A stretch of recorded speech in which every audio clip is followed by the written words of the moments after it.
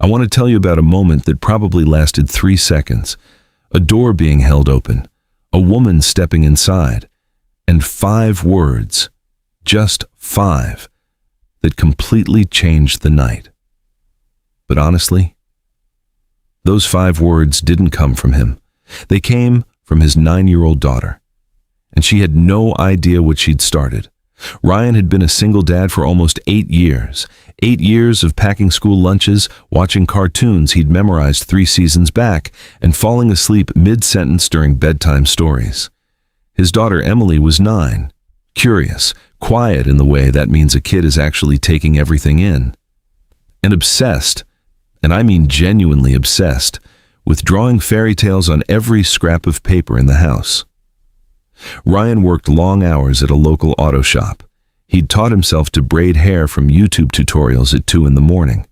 He'd been to every school play, every parent-teacher meeting, everything. He was doing okay. He was doing more than okay. But even the steadiest hearts get a little lonely. He wasn't looking for romance. He just missed, I don't know how else to put it, he just missed being seen by someone who wasn't 9 years old. So when his coworkers finally talked him into trying a blind date, he said yes, probably before he could talk himself out of it. Her name was Lena. They hadn't even exchanged photos, just a quick introduction through a mutual friend who promised they'd get along. Ryan was nervous. Emily was not. "Daddy," she told him that afternoon, very seriously, the way kids get when something matters to them, "you have to wear the blue shirt." "Why the blue shirt?" "Because it makes you look warm." Warm, not handsome, not cool. Warm. And he didn't know whether to laugh or cry. Emily watched him get ready like a tiny wedding planner. She fixed his collar. She combed the side of his hair he always missed, and then, giggling like she had the best secret in the world, she folded a small piece of paper and tucked it into his jacket pocket. "What's this?" he asked. "You'll see," she said. "Don't look yet." When he dropped her at his sister's place that evening, she hugged him tight at the door, then pulled back and looked him straight in the eyes. "Don't be scared, Daddy. Just be kind." He thought about those words the entire drive there. He got there 5 minutes early, found the table they'd reserved by the window, stood near the entrance, waited, and then the door opened. Lena had this calm about her. Warm eyes, soft brown hair, the kind of presence that makes a room feel slightly easier to breathe in. Ryan instinctively stepped forward to hold the door, and as she walked past him, barely a whisper, she said, "I know your daughter helped." Ryan froze. What?" She smiled.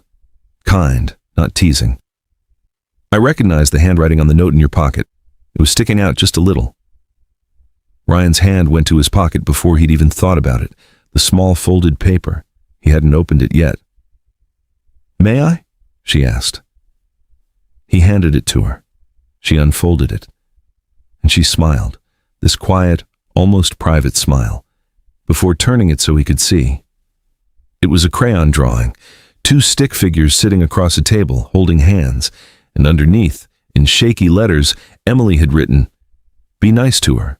She might be lonely too."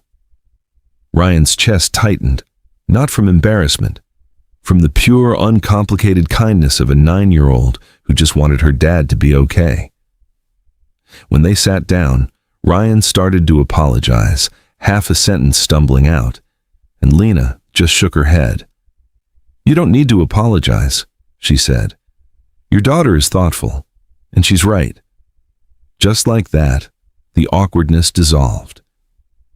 They talked through dinner the way people do when they've stopped trying to impress each other and started just talking.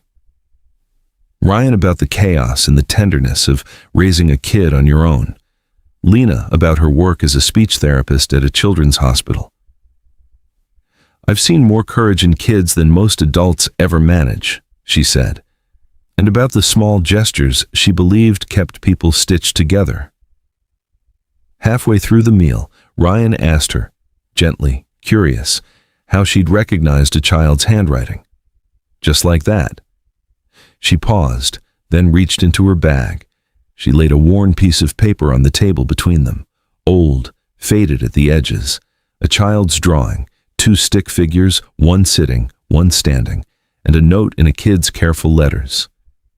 "It's okay to cry. I'll stay with you." "My little sister drew that for me," Lena said quietly. "The day I told her I felt invisible at school. I've carried it."